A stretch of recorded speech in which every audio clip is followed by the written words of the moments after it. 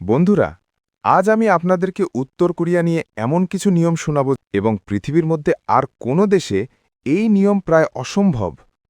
আর পুরো বিষয়টি খুব সহজে আপনাদের শোনাব। তো চলুন শুরু করা যাক। উত্তর কোরিয়া এক রহস্যে ঢাকা দেশ, যে দেশে নিজের মাথার চুল কাটতে হলেও সরকারের অনুমতি লাগে, যে দেশে তুমি কাকে ভালোবাসবে, কার সঙ্গে প্রেম করবে, তাও সরকার ঠিক করে দেয়। এই অদ্ভুত দেশের নাম উত্তর কোরিয়া। এখানে স্কুলে বাচ্চাদের শেখানো হয় সরকারই আমাদের ঈশ্বর। ধর্মচর্চা করা নিষিদ্ধ, কারণ এই দেশের মতে কোনো ঈশ্বর নেই, শুধু নেতা কিম জং উনি তাদের রক্ষাকর্তা। গান বাজনা, ইন্টারনেট ব্যবহার, বিদেশি মুভি বা নাটক দেখা সবকিছুতেই অসংখ্য নিষেধাজ্ঞা। যদি কেউ সরকারের নিয়ম ভঙ্গ করে, তাহলে শুধু সেই মানুষ নয়, তার পরিবারের প্রতিটি সদস্যকেই শাস্তি পেতে হয়। কখনো কখনো দেওয়া হয় মৃত্যুদণ্ড। ইতিহাসের শুরু জোসন রাজবংশ। ১৩৯২ সালে ই সং জোয়ে নামের এক সেনাপতি পুরনো রাজবংশকে পরাজিত করে নতুন রাজবংশ জোসন প্রতিষ্ঠা করেন। এই রাজবংশ টানা ৫০৫ বছর ধরে কোরিয়া শাসন করে। ১৮৯৭ সালে জোসনের রাজা গোজং ঘোষণা দেন যে তিনি প্রতিষ্ঠা করছেন দ্য হান সাম্রাজ্য বা কোরিয়ান এম্পায়ার। এর ফলে জোসন রাজবংশের অবসান ঘটে। কিন্তু ১৯১০ সালে জাপান পুরো কোরিয়াকে দখল করে নেয় এবং কোরিয়ার স্বাধীন রাজতন্ত্রের সমাপ্তি ঘটে। একসময় উত্তর আর দক্ষিণ কোরিয়া ছিল এক দেশ, কিন্তু ১৯৪৫ সালের পর তারা আলাদা হয়ে যায়। তারপর থেকেই উত্তর কোরিয়া ক্ষমতা কিম পরিবারের হাতে আসে। প্রথমে কিম ইল সুং, তারপর তার ছেলে কিম জং ইল, আর এখন নাতি কিম জং উন দেশ চালাচ্ছেন। এই তিনজন মিলে দেশটিকে এমনভাবে চালান যেন সেটি তাদের নিজেদের রাজ্য। সরকারের কথার বাইরে কিছু বললেই শাস্তি, আর যারা বিরোধিতা করে তাদের জীবন শেষ হয়ে যায়। উত্তর কোরিয়ার সবচেয়ে বড় অপরাধ হল নেতা সম্পর্কে খারাপ কথা বলা বা হাসাহাসি করা। যদি কেউ কিম জং উনের ছবি নোংরা করে ফেলে দেয় বা মজা করে কিছু বলে, তার শাস্তি মৃত্যুদণ্ড পর্যন্ত হতে পারে। নেতার ছবিগুলো বাড়িতে বাঁধিয়ে রাখতে হয়, প্রতিদিন সেই ছবির ধুলো মুছিয়ে পরিষ্কার রাখতে হয়। যদি কেউ তা না করে, পুরো পরিবার জেলে যায়। উত্তর কোরিয়ায় সাধারণ মানুষের ইন্টারনেট নেই। তারা ইউটিউব, ফেসবুক, গুগল কোনো কিছুই ব্যবহার করতে পারে না।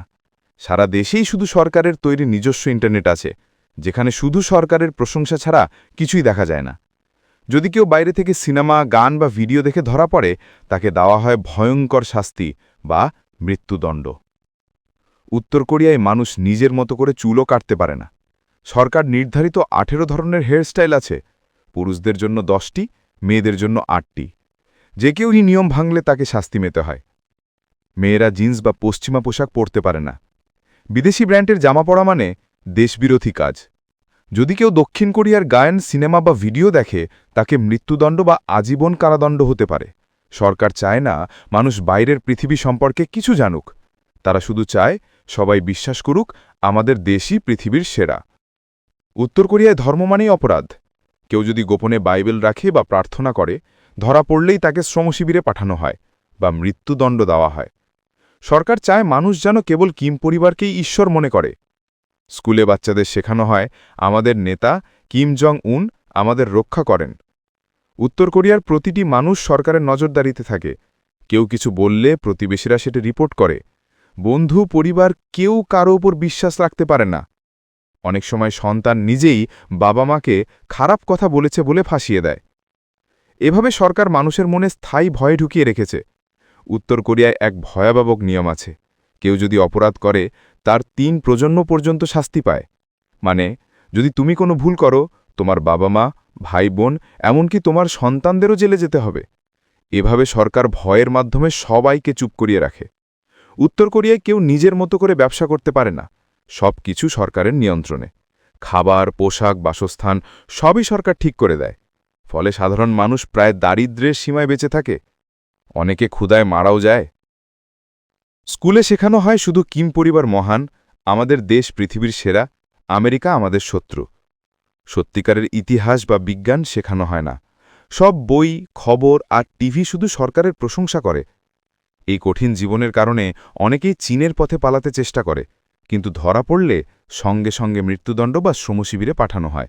তবুও মানুষ ঝুঁকি নেয়, কারণ তারা চায় একবার হলেও স্বাধীনভাবে বাঁচতে। উত্তর কোরিয়ায় আছে লেবার ক্যাম্প মানে শ্রম শিবির। যাদের সরকার অপছন্দ করে তাদের ধরে নিয়ে যায় সেখানে। সেখানে মানুষকে দিনরাত কাজ করানো হয়, খাবার দেয় সামান্য, আর অনেকে সেখানেই মারা যায়। কোনো বিচার নেই, কোনো দয়া নেই। উত্তর কোরিয়া এমন এক দেশ যেখানে মানুষ নিজের মতো করে কথা বলতে, হাসতে, এমনকি চিন্তা করতেও ভয় পায়। বাইরের পৃথিবী জানে না তারা আসলে কত কষ্টে দিন কাটায়, যেখানে একটি ছোট কথা, একটি হাসি হতে পারে মৃত্যুর কারণ। তবুও এই দেশেই কিছু মানুষ এখনও আশা করে একদিন তারা স্বাধীনভাবে বাঁচবে, নিজেদের মতো করে ভাববে এবং বলবে। উপসংহার: রহস্যময় এবং কৌতূহলময় বিবরণ সংস্করণ।